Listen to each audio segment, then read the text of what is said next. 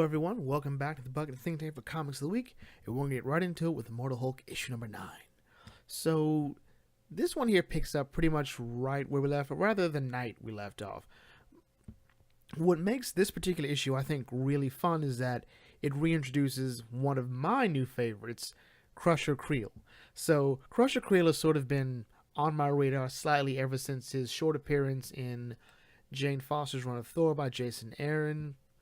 And then he showed up again in Black Bolt's little mini-series, his 12-issue mini. And here he is again. And Crusher Creel, he just may end up being one of my favorite characters just because of how he's been handled lately. So while Hulk is heading pretty much for the research lab that, led to the accident that created him, Crusher Creel has been apprehended by Iron Man.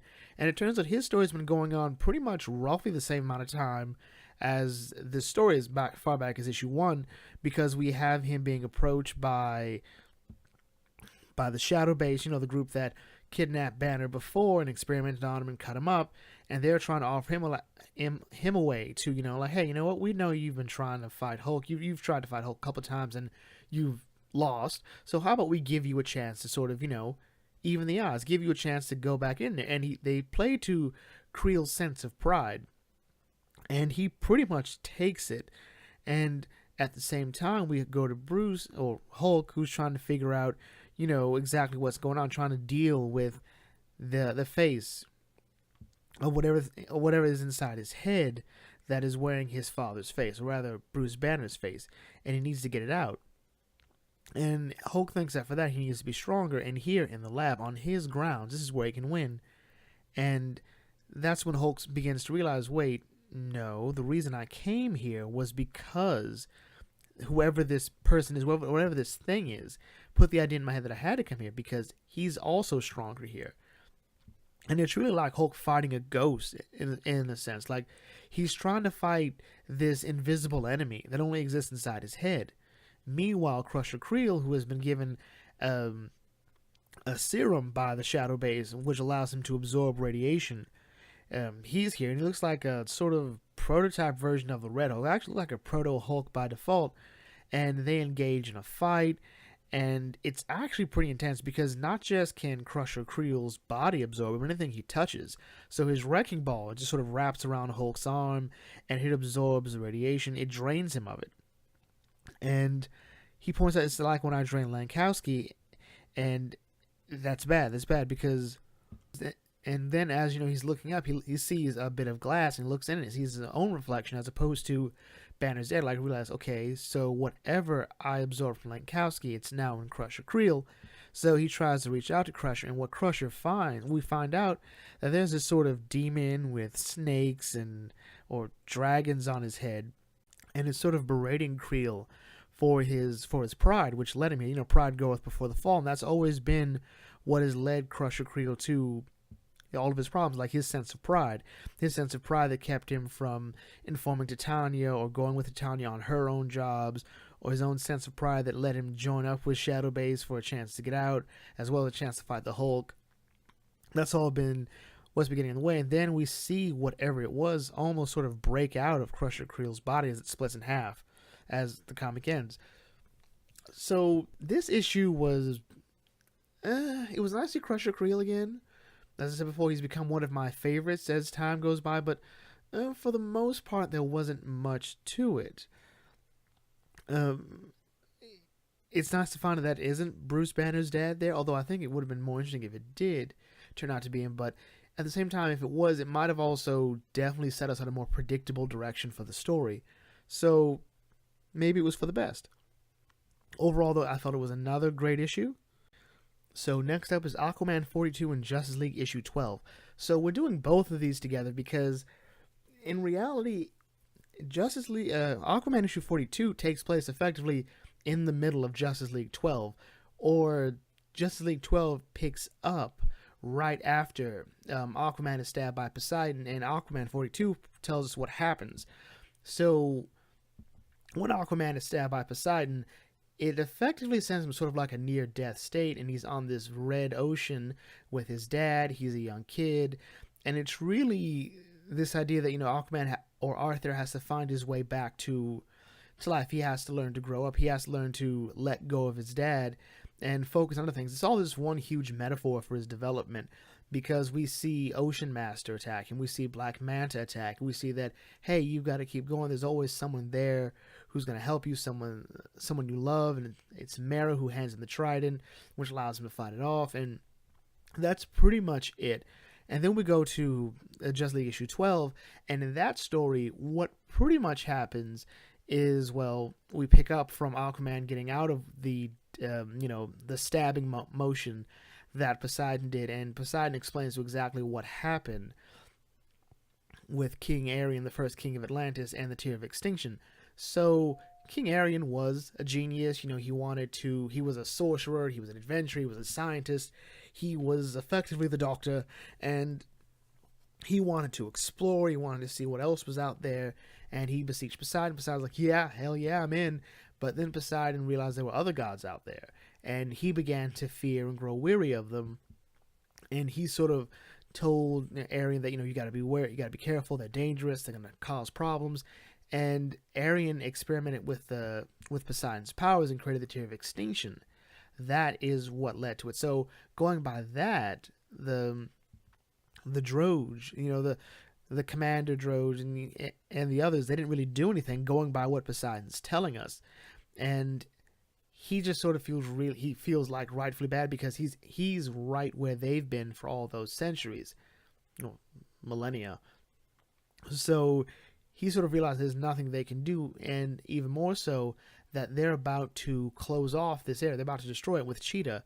So Cheetah's plan is to destroy the graveyard of the gods, and that will kill everyone there, including Diana and Arthur and Poseidon and all the other gods. So Poseidon's barely able to get them out of there, and at the same time, Mera has found a little bit of the Tear of Extinction, and she's been able to manipulate it into forming a sword, and she's been able to wound the triumvirate of evil, as I'll call them. And they're freaking out, like, what are we going to do, what are we going to do, what are we going to do, what are we going to do? And Black Man's like, shut up, I got this. I know you've got one more thing, I can sense it, and it's a death kraken. It's like the most dangerous of krakens, and Black Manta he thinks he can control it, and they're not sure, but it's like, yeah, fine, whatever, and they release the Kraken. So that's pretty much what the Aquaman and Justice League stories were, and they're not bad, to be sure. They're actually really great. There's also this other story of Batman fighting off the Legion of Doom, in this case, Grodd, Sinestro, and the Joker, as they try to get to the totality. But even then, there's not much Batman can do, because Lex Luthor and Cheetah have already gotten the totality, and they teleport away with it. So it's nice to see that the story with the totality is always still there. It's always in play. And that, to me, is just sort of what makes this such a great story. It almost... The weird thing is the Aquaman and the Justice League issues, they don't really properly tie into each other. Like, it's like, as you're reading Justice League, it'll tell you, hey, this happened in the issue of Aquaman. But the issue of Aquaman is so independent. It's just weird. It's just weird. Let's just call it what it is. It felt like this was sort of a misstep. But at the same time, it doesn't really take away. You just have to read the Aquaman issue first. But you get like almost a couple pages into the Justice League book before you realize, hey, if you didn't read Aquaman, you're missing out on exactly what Arthur saw. And maybe it's not necessarily important. And finally, we have Batman issue 59. So this one was kind of intense. I'm not going to lie. This was super intense, super amazing. So if you recall, last issue, Batman 58, part of the Tyrant Ring story, Penguin was going to talk to Batman. Penguin had gotten a message from Bane about what has to happen, and Penguin's not playing that game. So he's talking to Batman. He fills him in that, oh yeah, Bane has control of Arkham, and he's been controlling Gotham City from it. So Batman goes to Arkham, and he faces down these guards. And the guard's like, look, you can either get in my way, or I can hurt you. Or pretty much, like, let's just see if you've all got it. There's, 7, 8, 9 of you? Okay, that's adorable. Let's see if I can take you all down, or you can get out of my way, and I can go see Bane. So he does that. He goes to see Bane. And for those of you that don't know, if you hadn't been reading Tom King's Batman run, Bane had currently been unable to function on just Venom effectively. He'd been dealing with some problems with like the idea that he couldn't be brave, he couldn't be confident, like there was something wrong with him, and he used the Psycho Pirate to do it, and that led to a whole other adventure. But now, without Venom or the Psycho Pirate, he's sort of a huddling cowardly mess, and Batman's like, he's not buying it. All right, I know what's going on, I need to know. So, I know you're behind everything that's been going on. Penguin even telling him, like, he's been behind the women, he's been behind Freeze, he's been behind all of it, and that means he's been behind other stuff too. And Batman points it out, like, you framed Freeze, you killed those women, you tried to kill Alfred, and that means you also work with the KGBs, which means you shot my boy. And then we cut to, then Gordon tries to come like, you gotta calm down. And you're like, he's been doing nothing, he's been causing no trouble, I've been monitoring him, you don't know what he is. And then Batman lashes out and punches Gordon, and Gordon says, look, you need to get out, all right? And, you're trespassing on city property. I'll let you off with a warning once, but you got to leave now. And if you don't, I will descend. All of Gotham will descend upon you. And if that doesn't work, I'll call down the Justice League. All right? Like, you think you're better than them, better than us? I'm sick of you. Get out. And to me, this always felt a bit weird, because I think the problem is that Batman just sort of trounces into Arkham Asylum. He assaults one of the guards. He's beating up an inmate, and then he punches Gordon. The thing is that this would have been better if Batman had gone to Gordon with this information that he got from Penguin, but instead he's going about this. He's acting before he thinks. This is sort of, if this is true, Batman's acting irrationally. He's off his game here when he should have been planning. But the thing is, Bane hasn't said anything. He's been begging for Batman to stop, but he hasn't come clean with anything. He doesn't even seem to recognize that Batman is Batman. And for the record, for those of you that don't know, Bane does know that Bruce Wayne is Batman. He does. That was pretty much the whole point of Nightfall with Bane. And then we get more from Penguin. So it turns out Penny was his wife, and Bane killed her. And it also sort of messes with something in Batman too, because this has affected his sort of calls back to what Batman was going through with, Selina leaving him. And as Bane is being wheeled off to, intensive care, because, he's got some hemorrhaging, he got the Batman rough up, and Batman's talking to Alfred like, I don't think he says he didn't do it. Gordon says he didn't do it, and and Batman says, I'm not sure anymore. But we see that as, Bane's being wheeled off, he smiles. So Bane has been in control, which we already did know from the wedding issue when, Selina breaks off with Bruce. We then see Harley go down to the basement of Arkham, and we see Bane there. And we already saw Bane last issue. So Bane is totally in control of everything, and throwing Batman off his game has been part of it. So yeah, this was actually really good. It's nice to see us sort of getting back on sort of the main story with Batman under King. And to be fair, at the same time, though, I don't think this is that different from anything that King's been building up to with him. The problem is he's very set on stretching this out to the 100 issues necessary, but we don't quite know everything else going on. The problem with this run, at least on this aspect, is that King is sort of very inconsistent, at least so far, with exactly how the story is playing out. So at one moment we have, the end of the wedding and it being spoiled. We then see that, Bane is working with Flashpoint Batman, with Gotham Girl, with a series of other characters. And now what? Then there was all this other stuff that we felt wasn't really connected, but it turns out that it is all connected. So what that means is we'll have to legitimately wait until the end of this to see what's going on. Will the real weak point of Tom King's run just be, in my opinion, how he's handled Catwoman and her relationship with Batman, but the overall stuff just be good? I don't know. I honestly don't know. So with that in mind, we'll bring our main book read off to a close here. Let's go to our other books here.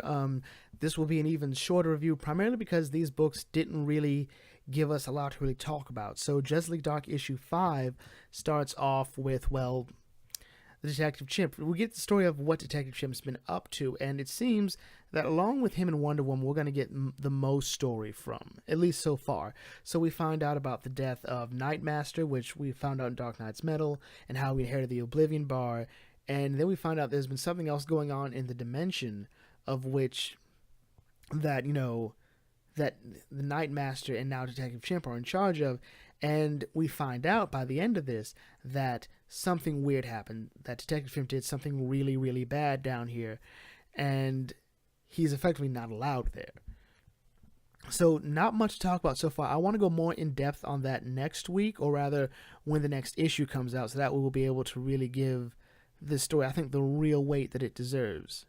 And we also have Doctor Strange issue 8. So this issue was pretty much a wrap-up of not really the entire story of the Doctor Strange going to space, but pretty much him coming home, and with the other story in the background going on, that there was a price that has to be paid. And Baron Mordo seems to be here sort of in part of that. And Baron Mordo's always been someone who's been very set about that magic has rules, and that Strange always sees himself above those rules. And that's sort of why he's doing this. And that even with this girl here, that what she's doing is in part of because Steven has ignored the price of magic. And it's interesting, and that was something I liked about the early run of Strange on the Jason Aaron, was that he was sort of talking about that magic had a price, and that maybe the empirical was sort of the price that everyone had to pay. And even Loki, under that really, really lame Loki as a Sorcerer Supreme run, which I think really should have been its own book, was trying to talk about Loki wanted to say, well, you know what if I pay the price? What if I pay the price for everyone's magic? And everyone thought that was stupid, that it couldn't be done. And this one seems to go with that route as well, that even if Strange goes off into space and learns new magic, he's still doing it without paying the price for magic. So that was interesting. How Strange also saves the girl is also interesting too, because she doesn't have a soul. He and Alana give a bit of their soul to her, and that sort of helps her sort of sustain herself while she goes and finds off the rest of her soul. So that was interesting, but also what we see here is Alana confronting Strange about what happened with the Time Stone. So she's upset that, he made her forget about it, that he lied, that he kept it a secret, and then she confronted him. She pointed out that the reason you did it wasn't because it was for the greater good, but because you like to feel special. You like to feel that you've got this huge secret that makes you special and better than anyone else. And she even points out, you told me that before, that when you were a surgeon, you knew ways to save people and you didn't tell anyone. All right, you knew about it, and you didn't because it made you feel special, it made you feel important. And then she just leaves. So it was actually really fun to get into Strange's head like that, to see someone call him out. I love when people do that. Usually it only happens to Batman. People look at Batman, at least in DC, look at Batman and say, look, Batman, this is your problem, all right? You always do it with the secrets and the manipulation, and, you're just afraid. You never got over losing your parents, Bruce. What is this? And here it's just on someone else. I love when that happens. And it was also that thing, bit in One More Day, but we don't give One More Day credit.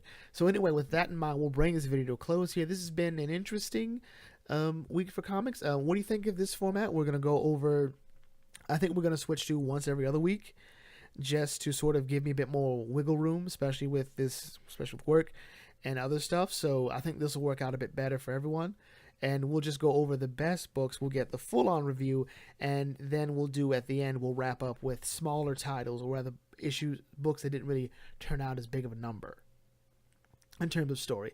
With that in mind, we'll bring this video to a close here. If you're new to the Bucket Think Tank, feel free to like, comment, share, subscribe. I'd love to hear about your favorite books this week, your favorite comic, least favorite comic. Let me know in the comment section, and I will catch you all later. This is the Bucket Think Tank signing off. May your fandom serve you well.